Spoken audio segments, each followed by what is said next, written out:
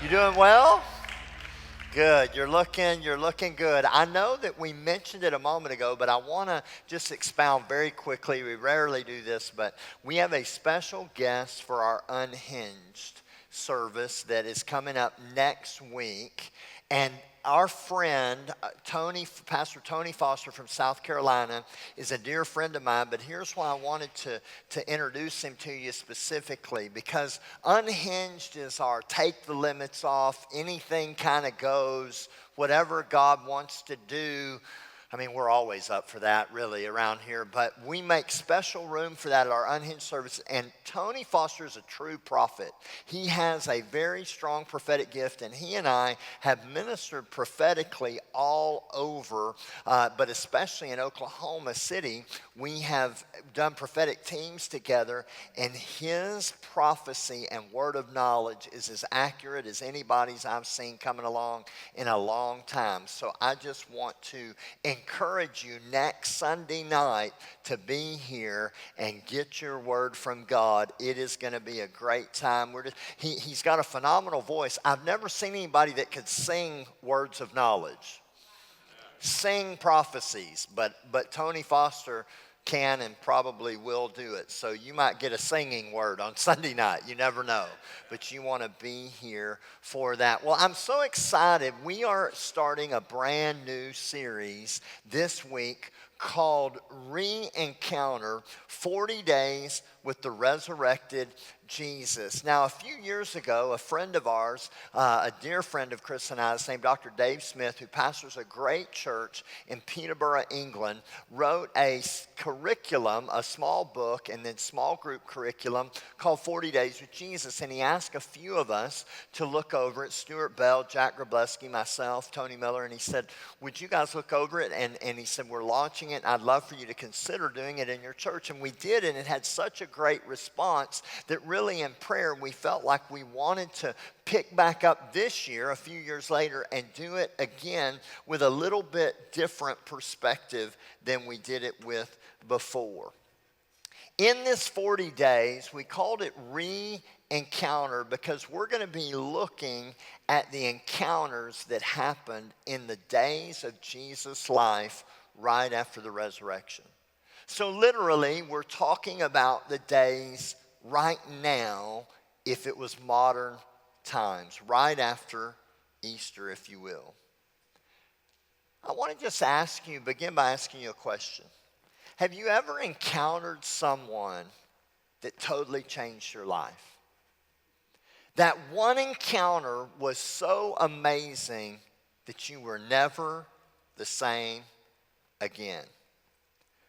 Maybe it was so real that if you close your eyes right now, it would be very vivid in your memory, almost like you were right there. Movies make millions of dollars drawing us into their version of life-changing encounters. Romantic movies, war movies, all kinds of movies intrigue us with the encounters that people have. Maybe a heroic act that saves a life or several lives, a business meeting that changes a person's financial position forever, or like I said, that chance meeting of what they would call a soulmate passing through a subway. Most likely everybody in here could think immediately of some kind of encounter that had an impact on your life. Maybe it was when you met a famous person or hero that you always wanted to meet. I have a friend in England in Dave Smith's church, actually. His name's John Bufton, and he drives me around whenever I'm over there preaching. He's a great guy. He's a business owner, and he's kind of a car buff, and so he's got all of these Rolls Royces and Bentleys and things he's collected over the years, and he loves to drive people around in his nice vehicles, and he tells stories. And one of his heroes is Eric Clapton, and he had kind of a chance encounter where he was able to meet Eric Clapton, got to go to his house, have tea, and got a signed photograph from Eric Clapton himself. Some of you may have wished somebody that you could meet at some point. Maybe it was when you met your significant other. For me, the first time I met Chris wasn't that kind of encounter because she was in youth and I was a pastor. However, a little bit later, I do remember our first kiss. Whew. I'll never forget that moment. Come on, can I get a witness? Or maybe you've had encounters that weren't so thrilling or weren't so positive. Either way, if it was significant, it changed you. The next few weeks, we're going to go on a journey. I believe the next couple of months are very important to the life of the bridge. I believe that God is going to take us to a place where we encounter Him like never before. We're going to look at a few of the people who encountered Jesus in those 40 days immediately following His death, burial, and resurrection. But we called it REencounter because most of these people had encountered Jesus before. But this time it was different. This time He was resurrected, and that was a game changer. Their lives had all been changed one way or another by their first encounter, but they were about to be changed again and again and again and again. Now, over the course of those 40 days, Jesus appeared, in case you don't know, to about 500 plus followers on at least 11 different occasions. There could have been more, but there's 11 mentioned in Scripture. Before His final ascension back into heaven, these people were changed. These 40 days are so significant that all three Gospels include some type of account of them. Now, let me just say something pastoral that doesn't have to do with my message, but it'll help you. If you're reading the Scriptures, especially the Gospels, some people get confused because they don't seem to tell the exact same story. So they say, see, the Bible isn't real. Actually, the fact that the accounts are not exactly the same proves they're real. Because remember, these are real people with real eyewitnesses giving their version or their understanding of the story.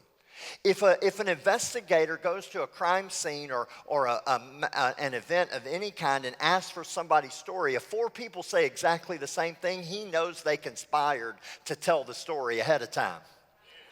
But when they tell the basic same story from their perspective, then he can get to the truth. And that's what happens in the gospel. So many times you got to realize you're reading one part and then another person's version and another person. No, they don't contradict one another. You just sometimes have to see them all to get the whole picture. But not only are they mentioned all throughout the gospels, but Luke in Acts mentions these encounters again. It's so important. I believe as we look at these encounters, we're going to learn lessons from each one that applies to us. But more than that, we can see this, that Jesus never stopped encountering people. From the day He came to earth until after His resurrection, He kept encountering people, and He's been actually re-encountering people ever since. And He wants to encounter you today. Some people encountered Jesus for the first time last week. We had over 40 people that responded to give their life to Jesus for the first time or to recommit to Him. Can you give God thanks and praise for that? There's other people in here who've been serving Jesus ever since you were a little child. But whether that's you or it was you that recommitted your life, or maybe today is your day to recommit your life, either way, God has another fresh encounter for all of us. I believe He wants to have a fresh encounter with you. So I want to ask you, are you up for it? Yeah. Let me try that again. Are you up for it? Yeah. Well, let's begin our journey in John's account, in John chapter 20. We're going to go back to the first person to see Jesus after He was raised from the dead. We're going to read a few scriptures, so stay with me. In John chapter 20, we're going to begin in verse 1. I'm reading out of the New King James. Now, on the first day of the week, so it's Sunday morning, Mary Magdalene went to the tomb early while it was still dark, and saw the stone had been taken away from the tomb. Verse 2, then she ran and came to Simon Peter and the other disciple whom Jesus loved. Now stop right there for a minute. In case you don't know, whenever you're reading the Gospel of John, when he talks about the disciple whom Jesus loved, he's talking about himself. Don't you love it? I love the humanity here. Peter, and we would say Peter and I went to the tomb, but he said Peter and the disciple whom Jesus loved. Silly ornery monkey. Anyway, and he said to them, they have taken away the Lord out of the tomb, and we don't know where they've laid him. Verse 3, Peter then went out, the other disciple, and they were going to the tomb. Verse 4, so they both ran together, and the other disciple outran Peter and came to the tomb first. One translation says it this way, they both were running, but the other disciple was faster. Don't you love the humanity here? Even first century boys will be boys. Peter and I both took off running, but I beat him because I can run faster than Peter can. Nanny, nanny, boo-boo. I'm faster than you, Peter. Just in case you didn't know, I won the 100-yard dash in the Galilee Olympics. Anyway, I mean, it's so great. He's telling the resurrection story, and he stops to make sure you know he's faster than Peter. Sounds like two brothers. Anyway, and he, stooping down and looking in, saw the linen cloths lying there, yet he did not go in. He's talking about himself. So John's saying, I didn't go in. Verse 6, then Peter came.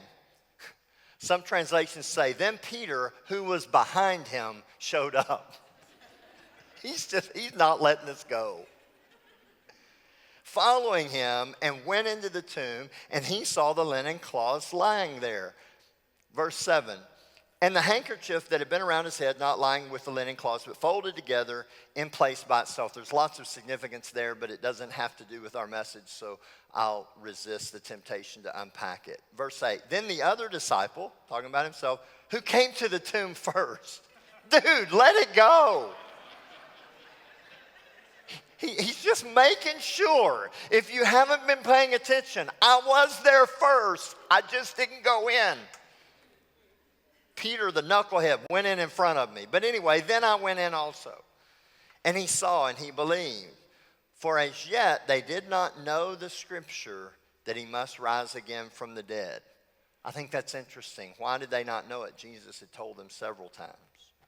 Verse 10, then the disciples went away again to their own homes, but Mary stood outside the tomb weeping. And as she wept, she stooped down and looked into the tomb, and she saw two angels in white sitting, one at the head and the other at the foot where the body of Jesus had lain. Then they said to her, woman, why are you weeping? She said to them, because they've taken away my Lord, and I do not know where they have laid him. Now stop again. I'm giving you a little running commentary here. Think of the emotional trauma that she had to be experiencing. She goes to the tomb. If you put all the Gospels together, she went with two other women. They stay behind. She leaves to go tell the disciples. She comes back with Peter and John. Obviously, John got there first. We know that much. Mary shows up, and they all leave again.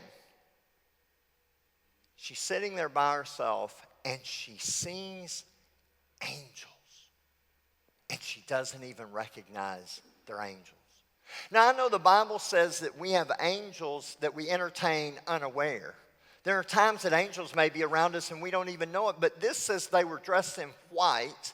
And if you read in the other Gospels, the same two angels had appeared to the other two women before when Mary was running back to tell Peter and John, and it says that they shined with a bright light. So we're not talking about angels in disguise. These guys are glowing. And Mary's going, what'd you do with Jesus? Hello? Now, we laugh at that, but have you ever met somebody that was so traumatized by an event they couldn't think straight? Here, I believe Mary's so traumatized at what she'd been experiencing, she has no idea she's talking to two angels. I mean, think about, why wouldn't she say, well, who are you? Why are you shining brightly? What are you doing at the tomb? She just wanted to know, where's Jesus? Now, when she had said this, she turned around and saw Jesus standing there And now she doesn't even know it's Jesus. Verse 15, Jesus said, "Woman, why are you weeping? Whom are you seeking?" She, supposing him to be a gardener, said to him, "Sir, if you've carried him away, tell me where you've laid him, and I will take him away." She still doesn't believe after all of this. Jesus said to her, "Mary." She turned and said, "Rabboni," which is to say, teacher. Verse 17, Jesus said to her, "Do not cling to me, for I have not yet ascended to my Father, but go to my brothers to say to them, I'm ascending to my Father and your Father, and to my God and to your God." Now, there's so many things we could say about this encounter, but I just want to give you a few very quickly, and I think it will help us as we encounter Jesus in a new and fresh way over the next couple of weeks. First of all, number one, God encounters the most unlikely characters. God loves to encounter people, have life-changing encounters with people that we would never pick. Mary was one of the most unlikely candidates to be the first to see the risen Jesus. Why? Well, there's several reasons. One, because she was a woman. You say, what does that have to do with anything? Well, in first century culture, a woman would not have been the person you would have picked. But God did. How many of you are glad that God picks people outside of our culture? How many of you are glad that God picks people we wouldn't have picked?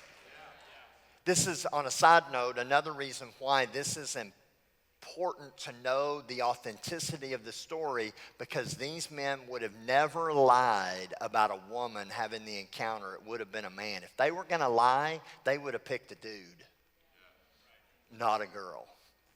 The second thing we see is not only was she a woman, but she was a woman with a dubious past. There's a lot of speculation about her past, but the one thing we know for sure is Jesus cast at least 7 demons out of her. Some people say she had all kinds of other issues, but we know, if nothing else, she was demon-possessed. The third thing is she nor the disciples actually believed he would be raised from the dead. In verse 9, it says that they still didn't understand the scriptures teaching about him being raised from the dead. It's true that God operates through faith. All throughout the Bible, you see when people come to God in faith, faith always moves God, but sometimes God moves beyond our faith. And in this instance, none of them really had any faith, but God moved anyway. And I'm thankful for a God that is moved by faith, but I'm also thankful for a God that moves beyond our faith. So why was she picked? Why pick Mary? Why pick a woman? Why pick a woman with demons? Why pick a woman with demons that probably was a prostitute? Why pick a woman with demons that was a prostitute that didn't even believe? Why? Because she was there. God picked her because she showed up. God uses those who are most available, not those who are most qualified. Aren't you glad of that today? I'm glad that God doesn't just pick people because of their qualifications or all the degrees after their name or their socioeconomic status or their political persuasion or this or that or whatever, or their gender or their race or their creed or their nationality. He picks them because they're available. God doesn't make available the qualified. He makes qualified the available. That ought to be good news for some of you today. In the 90s, we had a pastor friend who had a motto that we loved.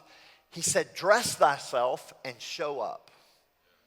In other words, there's power in just turning up. There's power in just getting up, dressing yourself, showing up, and seeing what God might do. I'll never forget in Burundi, I was going to Bujumbura, Burundi during the war in ethnic cleansing and 250,000 people massacred. And it was a terrible situation.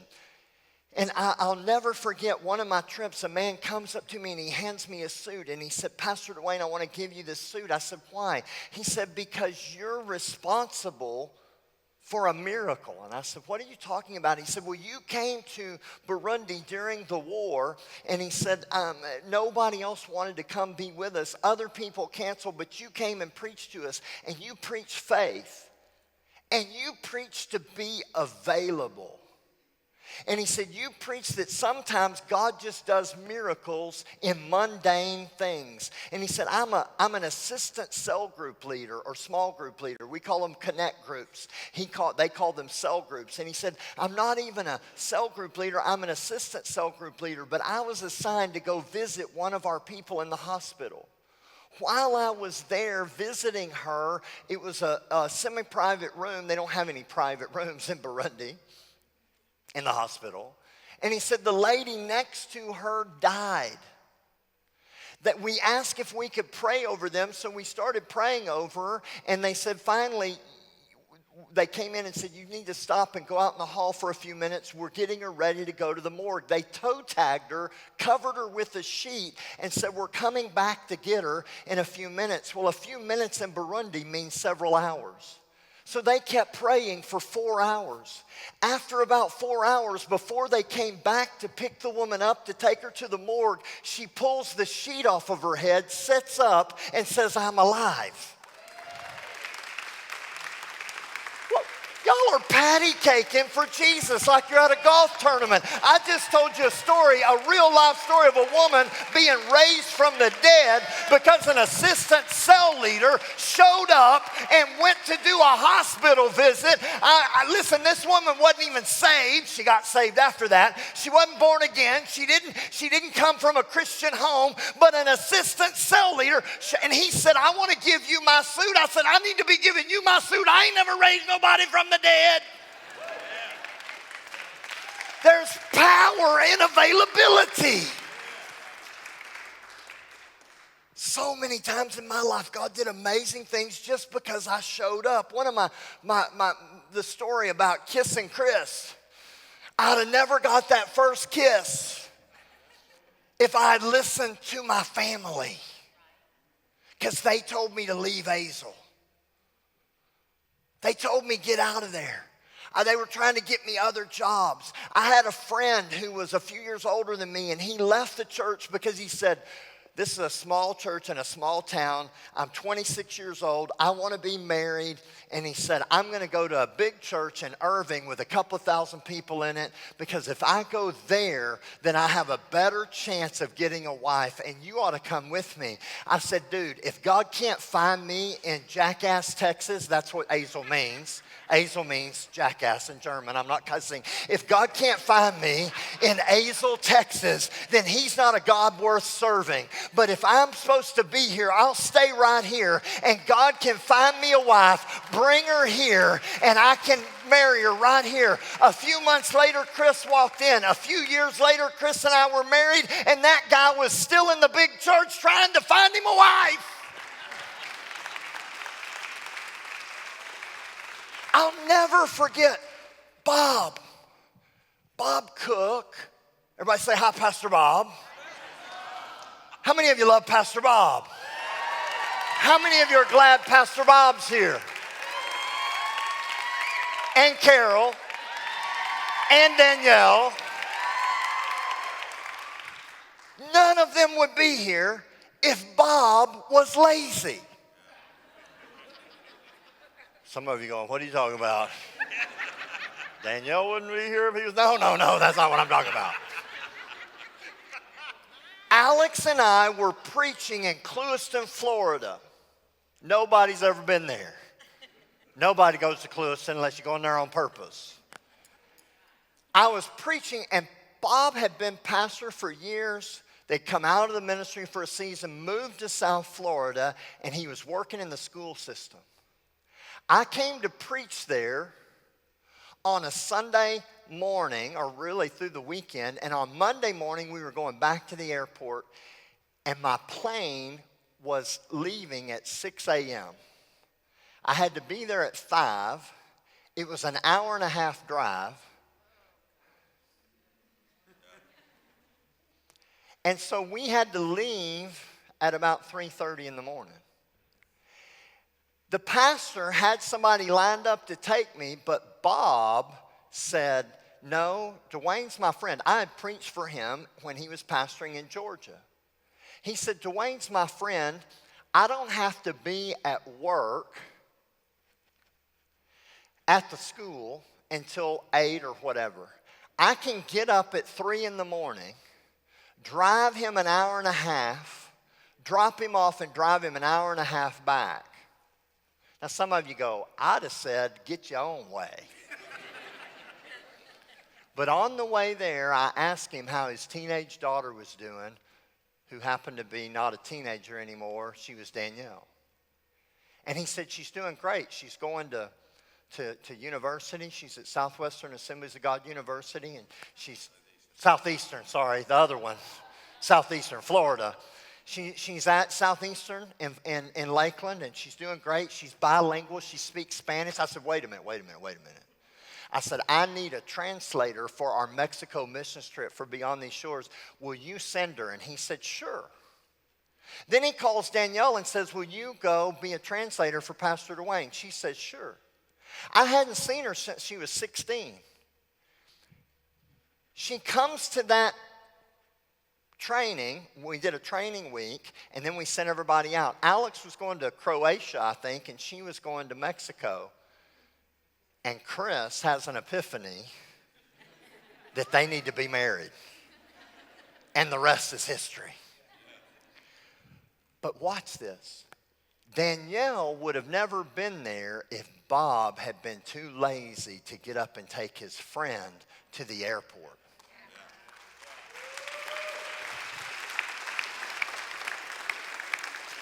See, position is imperative to encounter.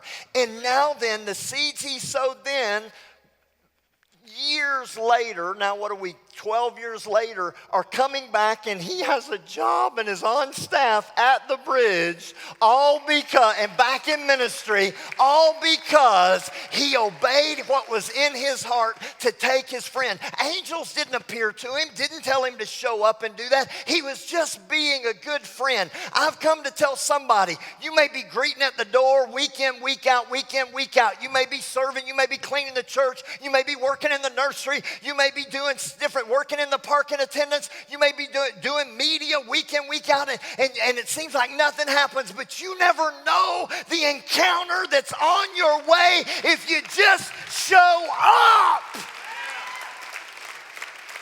Never underestimate the power of showing up. Some people would get a promotion if they just go to work every day. Every day. Somebody say every day. Every day. Not every other day, not 4 days, but every day. Let's go to work every day. Kelsey, our oldest daughter, said, Dad, it's amazing. I keep getting promoted because I just come to work every day. Cody was working at Lowe's. He said, Dad, they keep wanting to train me for this and give me a raise and offer me this. They want me to make a career out of Lowe's. He didn't want to do that. But he said, I said, why, son? He said, because I come to work every day and I don't do drugs. It's a miracle.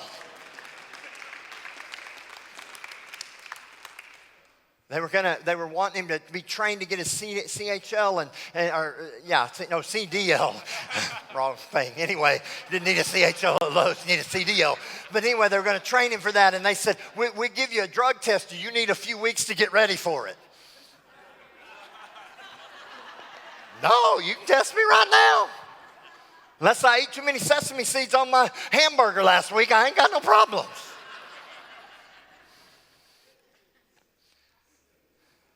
Some of you are saying, but Pastor Wayne, I showed up. I was assistant cell group leader, and I didn't raise nobody from the dead. I showed up 3 times, and I didn't get a promotion. Hang in there, baby. You never know which day it's going to be. Because the encounter isn't up to you. The availability is yours. The encounter is his. Number 2, I got to keep going. Second thing, God encounters people in their darkest hour. Verse 1, it says, she went early while it was still dark. She's not only seeking him, but she's seeking him while it's dark. John's being metaphorical here.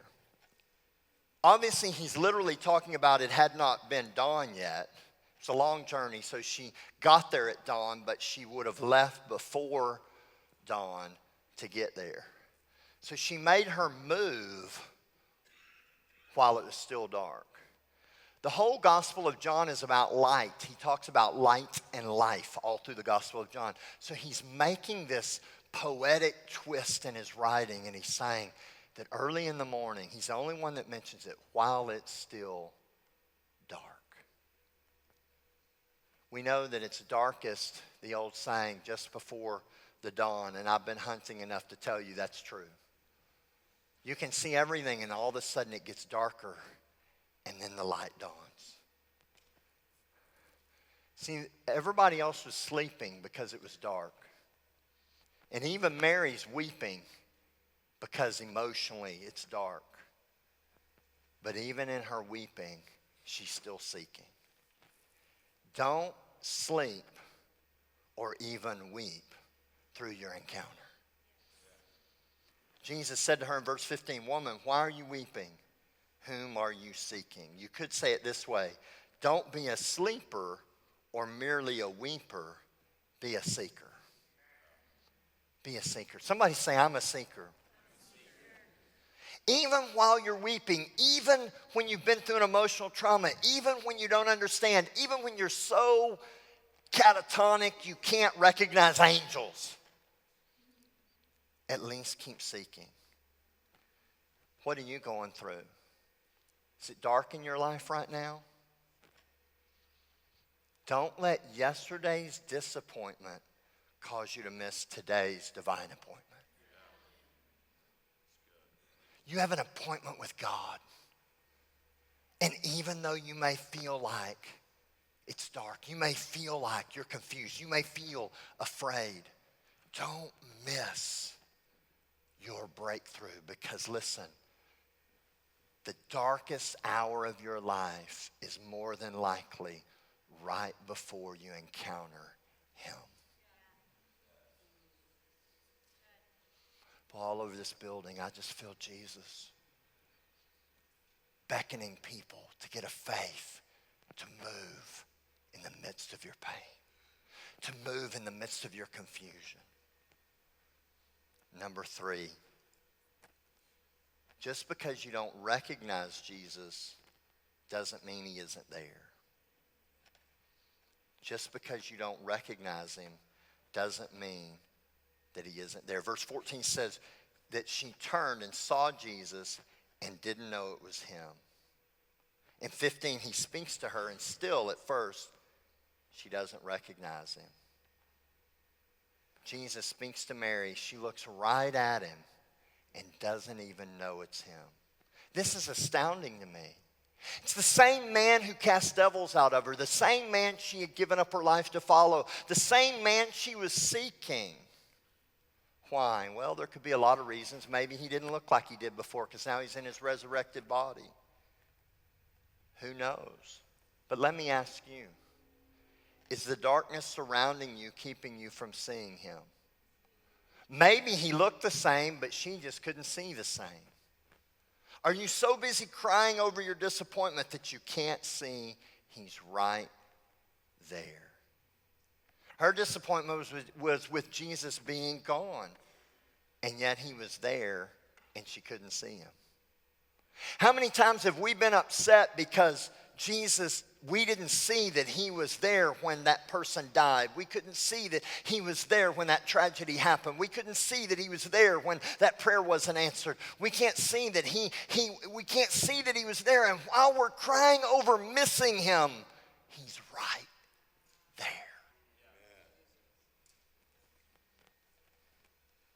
Or let me ask you this, does Jesus not look like he used to, or like what you expected, or what you supposed him to look like? You say, what do you mean? Well, maybe church people were really mean to you, and that represented Jesus, and you're done with church. Thankfully, you somehow came here today. Which means you're still seeking, by the way. See, the good news about you is you're here. You showed up. No matter how bad. Maybe you're married. Maybe you came in crying. Maybe you came in kicking and screaming. Maybe you came in because somebody made you come, but you're here.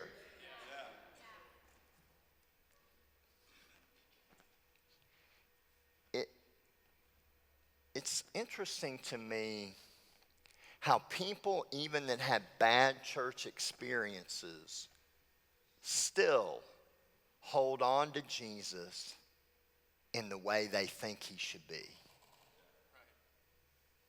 Huh?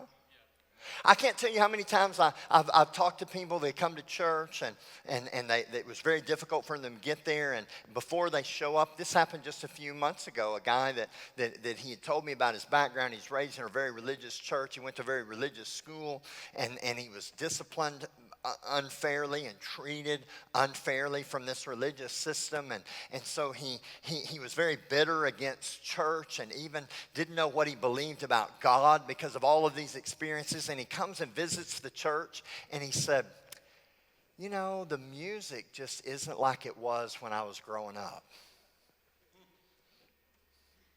He said, and you know, I can't get used to how people talk back while you're preaching. And he said, you know, I don't know, it just doesn't feel like I think church should feel like. I'm like, dude, your life is a shambles. You hated what you saw growing up, but you're going to tell me how church ought to be? Come on, somebody, talk to me. See, why? Because his religious mindset, even though he's not serving God, even though he hadn't been to church in years, his religious mindset was keeping him from encountering Jesus. He doesn't need a religious Jesus. He doesn't need a dead Jesus on a cross hanging in a morgue somewhere. He doesn't need the memory. He doesn't need an emotional attachment to a childhood Jesus. He needs a Jesus that can walk in the room and set him free and heal his mind and deliver him from all his stuff. Come on, are you here? And Mary was stuck to a previous form. But then she heard her name. She couldn't recognize him. She couldn't even recognize his voice. But when he said Mary, she said, I know that. I know. Only Jesus knows me. Only Jesus knows my name. So today, can I ask you, can you hear Jesus say your name? Then number 4, and I'm done. Don't cling so tightly to this moment that you miss what Jesus is doing next.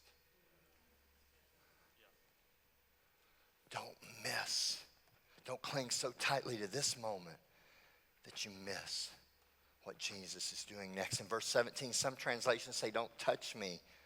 But the New King James is more accurate when it translates it, do not cling to me.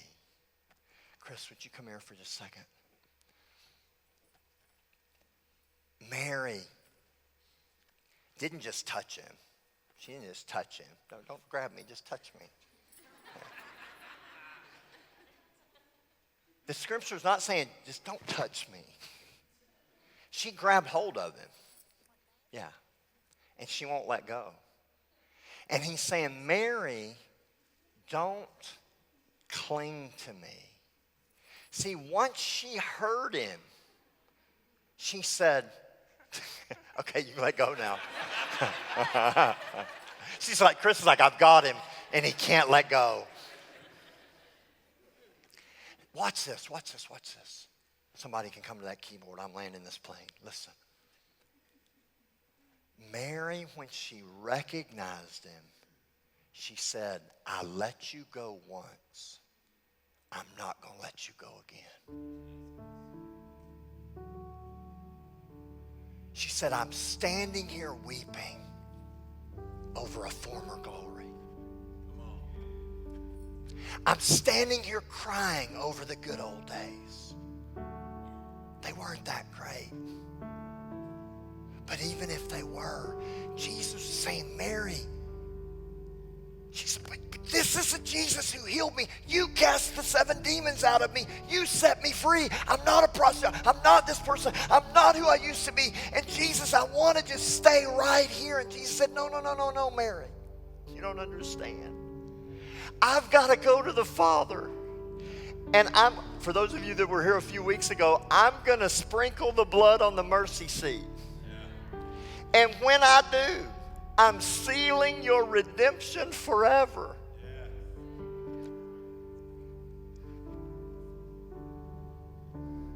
See, she's thinking, I want to go back to my first encounter.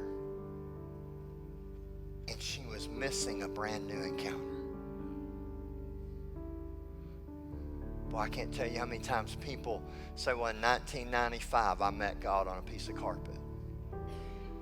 Or in such and such time, I remember when God did this. Or in this year, God did that. Or in this time, God did this thing. Listen, that's wonderful. But God has a new encounter for you right here. Right now, in this day.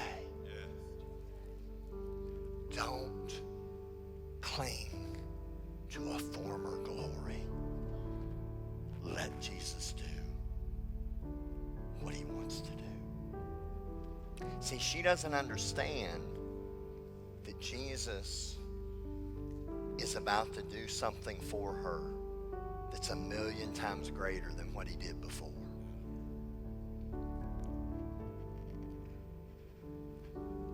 Have you encountered Jesus in your past? And if so, are you trying to keep him there? I want to tell you there's something better. You say, how do you know? Because the more I know him, the better he gets. He doesn't really change, but my understanding changes. And he changes me again and again and again and again. Mary had been on a roller coaster of emotions. Triumphal entry, Palm Sunday, crucifixion a week later. Silence for a week, comes to the tomb, empty grave. Now Jesus says, here I am, Mary. And she said, you're never leaving again. And he said, Mary, I'm not leaving you. I'm just taking you to a whole nother level. Jesus, watch this, was more committed to Mary's growth than her emotional instability. Jesus was more committed to Mary growing than he was her being comfortable. Like I said, whether your past experiences were good or bad, it's amazing how you can stay stuck. So whether you're brand new to this journey or you've been walking with Jesus your whole life, he wants to meet you. If life is rosy or this is your darkest hour, he still wants to meet with you. At the Bridge, our commitment, our mission is to connect people to life by knowing, growing, and going. But we don't want to just know about God. We don't want to just know information. We want to know him and encounter him again and again and again and again and again and again. So Jesus wants to have a new encounter with you. Are you up for it? Why don't you just close your eyes right where you're sitting?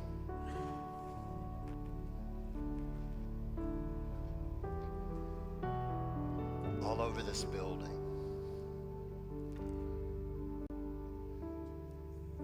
Why don't you just ask Jesus to encounter you? Why don't you just make a commitment in your heart that in these next few months you're going to keep seeking him. You're going to keep pursuing him. You're going to keep moving after him.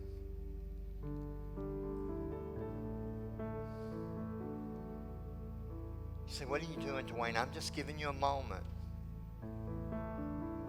to pray a simple prayer. Maybe some of you need to let go of the past.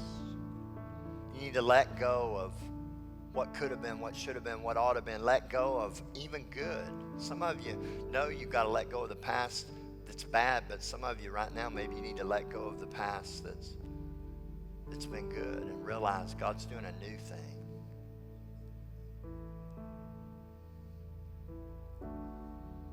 Jesus, come move among us in this building. Holy Spirit, come. And I want to ask you to encounter people on Monday night and Tuesday morning and at work and in their home, around the dinner table.